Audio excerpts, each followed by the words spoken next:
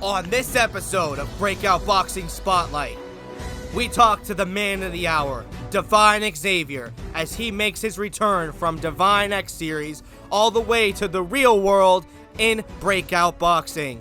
He's taken on the Main Card podcast, and it seems like these two have some sort of built animosity that has built over time, and it is time to settle the score. Divine is known for his creative ventures, and of course, making videos about the Misfits audience and Mams Taylor at large.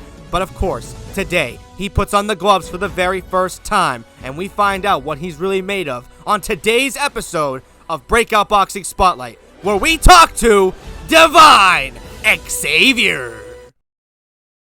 Ladies and gentlemen, it is once again breakout time. We are joined by Divine Xaiver for another episode of Breakout Boxing Spotlight. Divine Xaiver, big channel on YouTube in the Misfits sphere, 1,000 subscribers recently. Congratulations.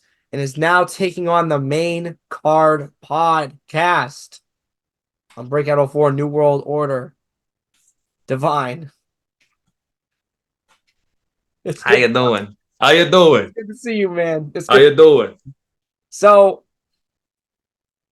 how did you come up with the whole idea for Divine X series? You know, because that's how a lot of people, like, this is how Lesra and me wanted to get you on the card, bro. We fucking love those things. He would like literally leave the call in the middle. I'd be like, what's going on? He's like, nah, I'm watching the new Divine X series, bro. We're both big fans. So how did you come up with that whole thing? It's very creative. Man, okay, so dude, the whole story behind this shit's low key, like it could have literally never happened. So I wanted to make like fake posters, like to make those like Misfits concept cards. I wanted to do that, like not make Misfits concept cards, but just like put myself on them just to troll. But I was like, damn, I low-key need to practice. And so I did the Divine versus Meaty poster. I dropped it like Divine versus his meat just to be funny. And I put like December 27th live on YouTube or whatever. And bro, it was December 23rd or 24th, and I was working out and I had retweeted it or reposted it, and I was like, fight's coming up, I'm nervous. And then I'd gotten some DMs like, wait, is this a real thing? And I was like, fuck it, I'm gonna make a face-to-face, why not? And so I made the face-to-face, and then someone was like, now do a press conference and a weigh-in. I was like, all right, bet. And so after I got done doing that, I was like, it would be funny as fuck if I really did this, if I really made me fighting my meat. And so I would call my brother. I was like, yo, can you come spar me today? Like, we're gonna spar. I'm gonna put like a meat thing over you. And he was like, nah, I can't come over today. I'm sitting here like, fuck, I have like 12 hours before December 27th. What the fuck do I do? And so I stayed up all night.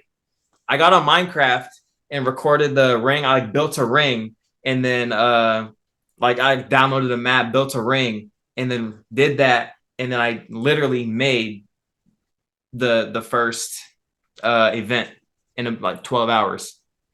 Listen, all the events are fucking awesome. All the Misfits content. Number 5 KSI, give me the number 5 KSI. I love that big slim fan. So, gotta love that. For Misfits, when you go to these Misfits events, obviously, have you been recognized from some of these fighters that from some of your content? What do they have to say about it? It's like, okay, so like I'm not gonna say I've gotten recognized, but I definitely have like looked at people, and like I can tell when they look at me, like they're aware of me. Not like, oh my god, that's Divine, but like they've definitely seen me before. You know what I'm saying? Because like by the time Misfits 13 happened, obviously I had definitely had a few tweets that were like, a little bit bigger and like had gotten a lot of interactions. And so like people definitely knew who I was, but not like to the point where it's like, oh my god, it's Divine, you know what I'm saying? But it was like still, I could see people looking at me, so it was a little cool. A little bit. Yes, that's actually cool to hear, my friend. So listen, we actually met at a Misfits event. That was awesome to meet you, so my friend, celebrating Lesra's birthday and everything like that. But now you're making your way over to Breakout. Why are you deciding to make your boxing debut on Breakout Boxing? Breakout Boxing is literally the best small creator boxing platform in the scene, in my opinion. Maybe it's because I'm from America. I know there's like DKM, what's it called? Outcast, I think it is. Yes. But I'm American. I've only heard of Breakout before anything else. And so Breakout, I actually heard of Breakout before I even made a YouTube channel. Like when I was just on Twitter, like just for the fuck of that. Like I heard of Breakout. I think it was like Breakout 01 or 02 or something like that. And I didn't hear nothing else. So to me, Breakout's the OG and it's the best. In my opinion, it's the best. That's I'm just saying. Listen, all right, I'm not gonna deny that that's not a credible answer, okay? But you're here to fight on Breakout Boxing, and you're here to fight the main card. Okay, how do you feel about your opponent, Mr. Main Card Podcast? And obviously, it wasn't your original opponent, but maybe is it a little bit more exciting? Has expectations changed a little bit? So I'm not gonna lie, Rafi was a wild card because I didn't know. I've never met Rafi in person. I didn't know what to expect. I was looking at his footage. He looked decent, you know what I'm saying? He was dropping footage. Main card, people don't know this. Me and him had some animosity before the fight got announced. You know what I'm saying? Like there was just some shit that happens, miscommunications that were going on that nobody knew about because me and him don't really speak on beef like that. But there was some shit that was going on, and one day, Rafi pulled out and then he stepped in. I was like, let's just settle this. Let's settle this once and for all. Okay, that's once and for all. Yeah. I did not know that. There was. Look, all I'm gonna say is it was some major communications, scheduling some shit that we were supposed to do, and he never was able to show up to it. And as you can tell from his his lack of promotion, maybe I wasn't so wrong to be upset by that. But we move. We're gonna settle in the ring. I'm saving it for promo and our in-person face-to-face shit because I'm gonna just wait. All right. For now. All right, listen, you're letting it simmer. That's an interesting answer, my friend. But listen, all right, it seems like you're here to stick around at Breakout for a little bit. Oh yeah. Fights. All right. What? Oh yeah. Main card, win or lose? Because you said going into your face-to-face. Listen, win or lose, I'm gonna turn lemons into lemonade or what? Oh yeah. Okay. Oh yeah. You said something very wisdomy. Yes. What's next for you, my friend? Bro, honestly, we got to see. Obviously, I'm going to fight on Breakout again. That is a guarantee. But we got to see how I do because I could get knocked out for all we know. You know what I'm saying? Main card could come out and fucking knock me out in 30 seconds. You know what I'm saying? Or I could go in there and dominate. Or we could go in there, it'd be a draw. Then we run it back. Or split decision, I win. Or split decision, he wins. And then, yada, yada, yada. All I know is after the fight, there's going to be so many people calling me out on Twitter because that happens with everybody. Everybody's like, "Oh, I want him." And so after me and main card fight, obviously there's going to be people calling me out. So we're going to see what happens. But I got people on my radar. So can you say a couple people on the radar, my friend? Look, there's only one person on the radar that I definitely want for sure when it comes to like the small creator scene is Rand, because I feel like me and him could promote some very good fights because Rand is funny as fuck. Like just talking to Rand on like the group chats, he's so fucking funny. I love Rand. It would be cool to get in the ring with him, but obviously he has more experience than me. He is a good, like if me and Rand fought in a month, he'd probably smoke me. So, I got to get in there, get my experience, get my time in the ring, get my time in the gym, and catch up a little bit because he's been in this shit way longer than me. But I definitely love to get in there with Rand at some point. But, we gotta ease in there. I'm not going to be Rand's first win. You know what I'm saying? Rand, if me and Rand fight, I want him to continue his losing streak. I'm going to jump in there. You know what I'm saying? But yeah, that's the only one I'm saying. Rand. Animosity with main card. I mean, listen, this is a tell-all interview with Mr. Oh yeah. Fun. Yeah. Listen, I want to ask you a question because we're doing this as an interview. That's what you do, ask questions. What do you expect from yourself in a few years down the line? Like, where do you see yourself being? I'm not gonna lie, that's a hard question. Because like when it comes for me to like say where I want to be, I have a very hard time with like setting expectations for myself, just because 1 year ago, TMI, but 1 year ago, I was literally like, if there was like a platform, if there was a ladder from where you can be at in life, it was low. You know what I'm saying? I had just got out of a relationship. I had my YouTube channel, but you know, mentally, physically, emotionally, I was not who I am right now. I'm just my gum out because this shit is too busting in my mouth right now. But a year ago, I was a very different person.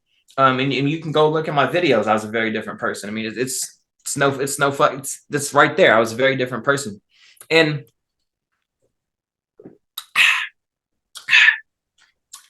where I want to be is unpredictable, because if you would ask me, like, okay, look, first of all, a year ago, if you were to be like, in a year, you're going to have 1,000 followers on YouTube and you're going to be animating videos of you beating your meat, I would have been like, what the fuck are you talking about? I would have been like, what the actual fuck are you talking about?